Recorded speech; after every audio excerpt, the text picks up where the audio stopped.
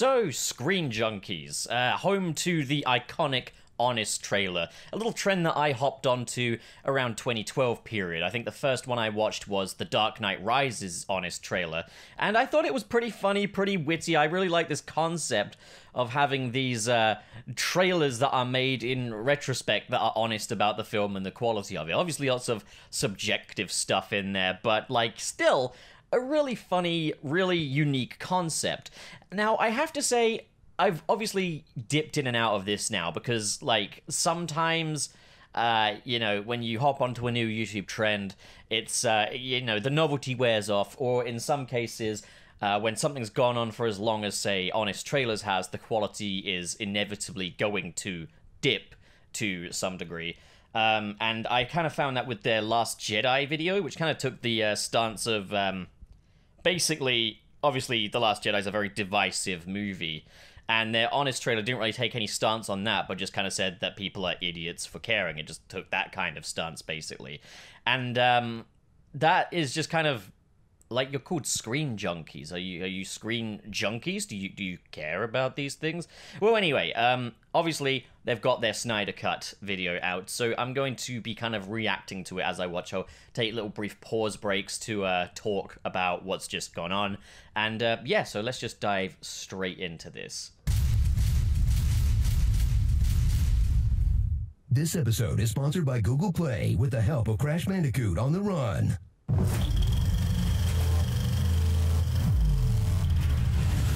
From the director of the Justice League's trailer comes the film that rose from the ashes to redeem that burnt orange tire fire, transforming it from a movie that was 2 hours long and terrible to a movie that's 4 hours long and mediocre, proving once and for all, if you want to look great by comparison, just stand next to Joss Whedon. Okay, so it's all fine so far. It's pretty witty. Like, I disagree with the whole mediocre assessment, but that's just a disagreement. It's obviously subjective and everything like that. So I'm not going to riff on them for just their overall opinion of the film. And yeah, overall it's fine so far. The Joss Whedon joke is fine. It's all good. The Snyder Cut, for real this time. Prepare for a film that wouldn't exist without a powerful league uniting behind it, joining the internet's most devoted fans of targeted harassment, creatively bankrupt WB execs, a parent company who'd happily piss on the ashes of the last movie theater to sell more broadband, the writer who charted out Rise of Skywalker, and a director who was already self-indulgent before he formatted a film for IMAX, knowing it would be released on a streaming service. Okay, so this is...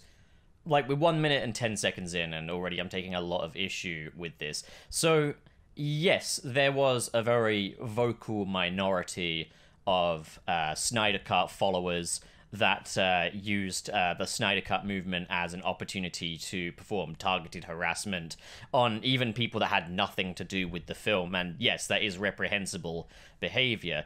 But there's no mention at all of any of the good Snyder Cut people. Like, we're just painting everyone under one brush here. Like, are these bad? Is this targeted harassment?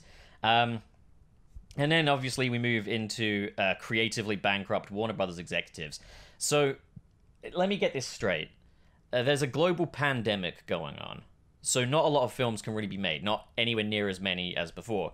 So they decide to release a cut of a film that they should have released in the first place, and that's creatively bankrupt. That's just doing the right thing. Yeah, it's not the most creative move on the planet, but still, like, it's something that definitely should have happened. Like, would you argue that the film shouldn't exist?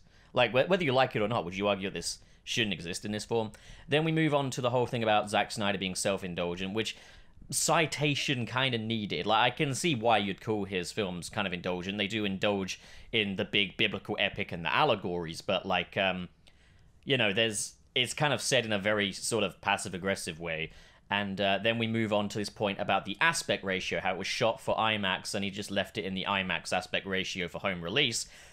I can understand, like, people just want the film to fit on their screens, but what the fuck, were you born in 2001 or something? Like, are we really this far removed from full-frame movies at this point that we don't even recognize its place? Like, the thing is, you're getting the whole image. It means it's not cropped. And if you're fine with black bars on the top and bottom, why wouldn't you be fine with them on the sides? Like, come on, like, some of you people clearly never grew up with VHS, is all I can say. Yeah, no, like, I would definitely rather have the full image than just a cropped version of it. Whether it's in 4:3, or anamorphic, or 16:9, like, I would just like to have the whole picture, if the whole picture is usable. I think you just liked how the bars added more darkness to every scene, right? That's free darkness right there, baby. Okay, low-hanging fruit right there. Like, how long did it take you to come up with that one? I don't get it. Black Suit Up for an entirely different take on the theatrical release, except for its plot, setting, main characters, and themes, where, if you recall, a gray CGI monster covered in spikes wants to destroy the world, who's out to impress his gray CGI monster boss. But this time, follow in excruciating detail as this gray CGI monster reports his progress to his gray CGI monster boss's gray CGI monster executive assistant. Yeah, okay, so you straight up said in the first place, a different take. Different take does not equal different story. Different take just means different take on the same story. So, like, what's the point of all that? You just said a different take in the first place. And again, I understand it's all humorous, and I understand it's all jokes, but, like, where is the joke, you know? It's, you're just saying things that are wrong. Like, that's not like a joke. That's just ill-informed. Decide, I call to thee. I found one of the three, the one that woke and called. Let me make a plea unto him, that I may come home. After I take the combined power of the two mother boxes, I've been able to bring news. Before mighty dark side came, no protectors here. He says the earth, no lanterns. Anti-life equation is carved into the surface of this very world. Yes, well done. You've learned how to convey the passage of time using a fade. You make it look like it's like several scenes. It's not. It's 2 scenes, I think. Meanwhile, Batman is still assembling a team of heroes to protect the Earth, where they will work together to bring back Superman, and quickly prove that there's no point to a Justice League once you brought back Superman. I mean, that's all well and good, except for the fact that you needed Cyborg to get into the mother boxes and Flash to make said charge in order for Cyborg to get into the mother boxes. You see what I'm saying here? Honestly, they have nothing to do besides stand in a neat little line together.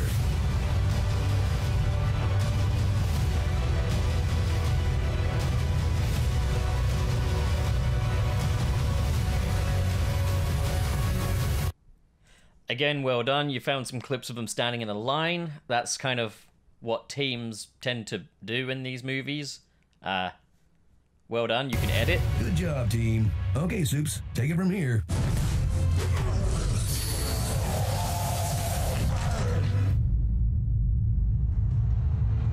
With 2.5 Casablancas worth of runtime to fill. Okay, what was added to the statement of it being 4 hours by saying 2.5 Casablanca? Like, what is added there? It's just flavorful dialogue for the sake of flavorful dialogue. Everyone's getting more character depth, like Aquaman, who doesn't want to live under the sea, but doesn't want to be where the people are either. Okay, that's fair enough. That's quite because funny. The surface world is full of horny Bjorks. The Flash, who's ditched the awkward jokes. Dostoevsky. Or awkwardly touching his wiener next to Iris West. Batman. Again, this is all who fine. Has so little to offer the team, they give him and Alfred a little airplane to work on as a treat. Okay, but bear in mind he did assemble the Best team. minds away in aerospace couldn't make it fly. Oh, nice. And Cyborg, where the change from Joss Whedon to Zack Snyder is most apparent. Booyah. World. Admittedly, really well-timed, good bit of editing there. That's legitimately good. Watch Ray Fisher shine as the emotional heart of the story and the heir to Batman's mantle of depression, who's lost his body, lost his parents, and might be the only college football star to risk losing his place on the team for academic violations. That doesn't mean he can hack into our system to change his friend's grades. See, this is all fine. This is all good You know stuff. this dude plays for Gotham U and they just beat a Big Ten program like Wisconsin? Not only does he get a pass for hacking grades, there's a 90% chance Bruce Wayne just bought him an Escalade. This is all fine. Prepare your anus for Snyder's trademark brand of muscular visual filmmaking, packed to the brim with honks allergic to their own shirts.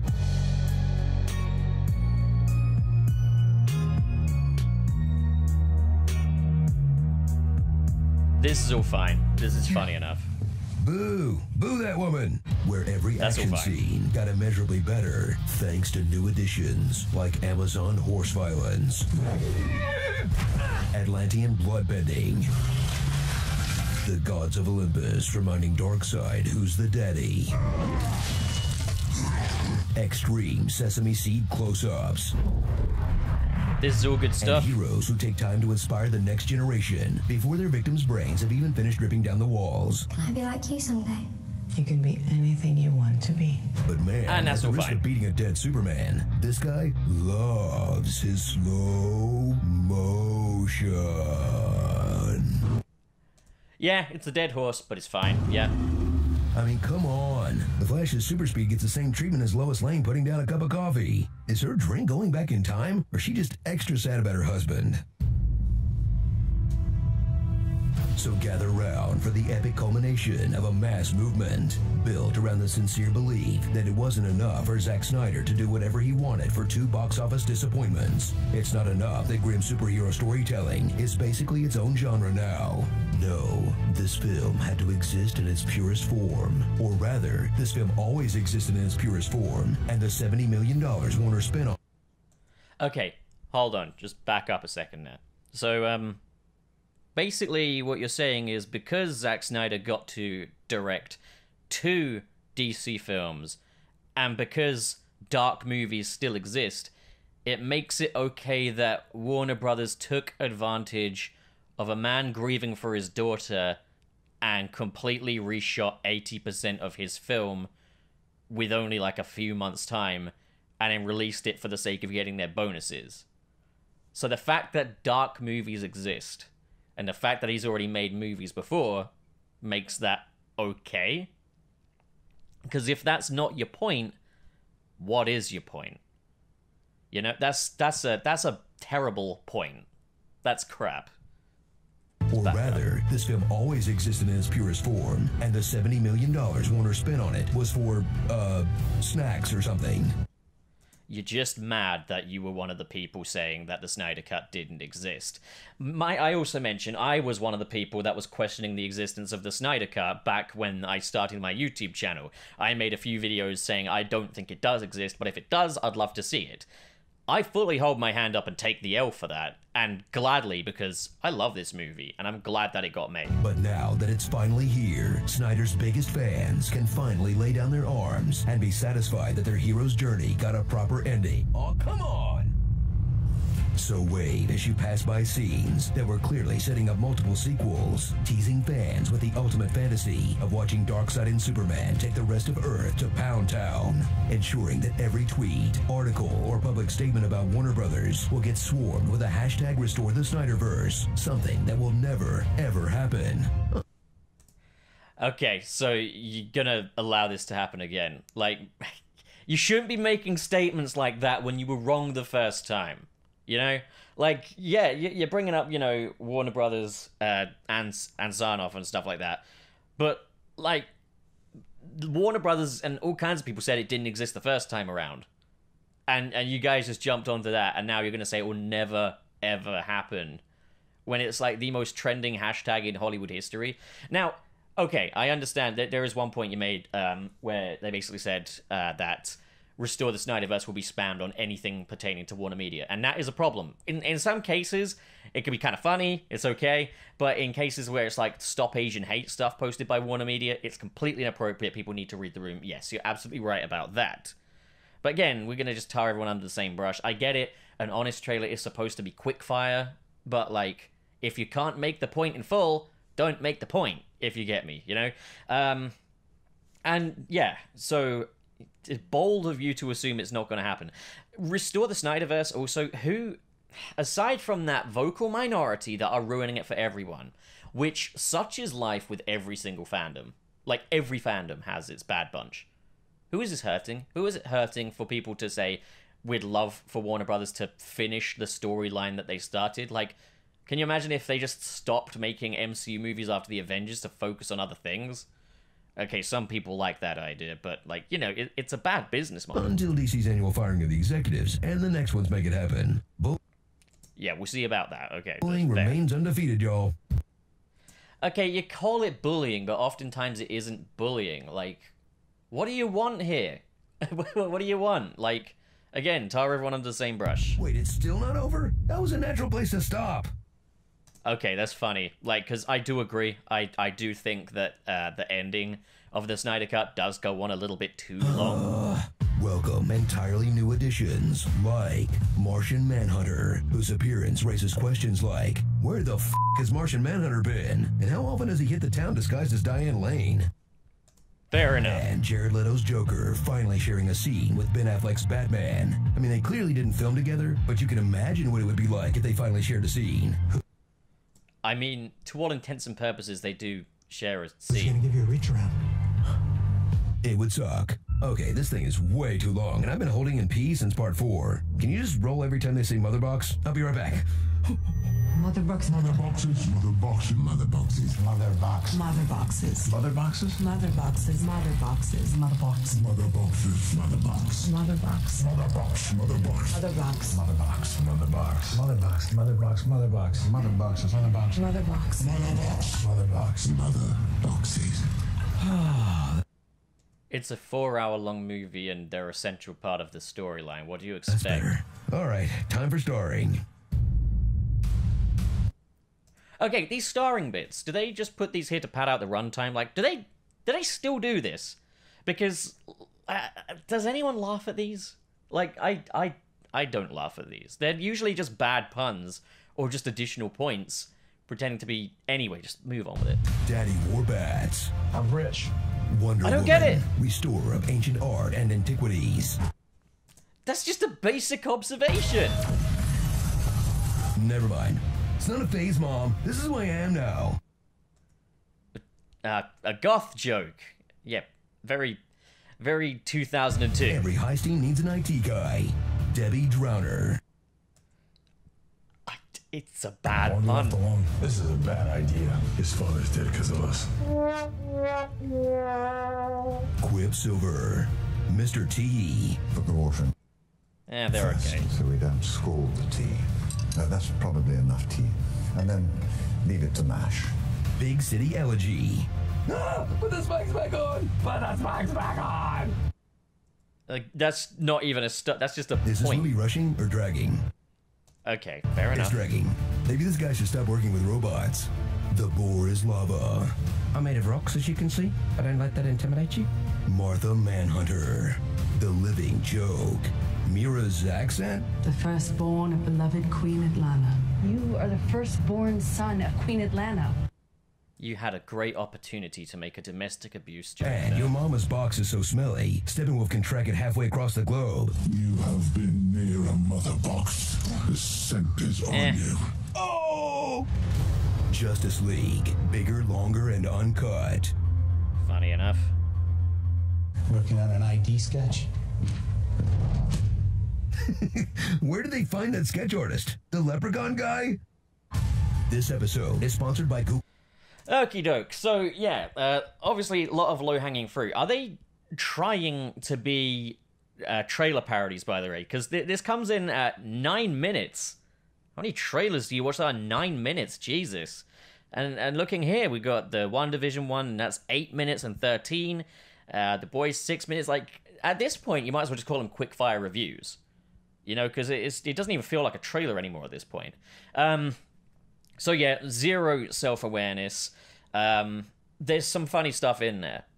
But, like, a lot of these points aren't even points, or are just completely incomplete. And, you know, I understand that these things are always going to be kind of tongue-in-cheek. They've always kind of got to be poking fun at the movie, and that's all well and good, and there's points when they do that. But if you're going to try and make a larger point, but can't complete it in that quick-fire comedic format, don't do it. Leave it off the table, you know?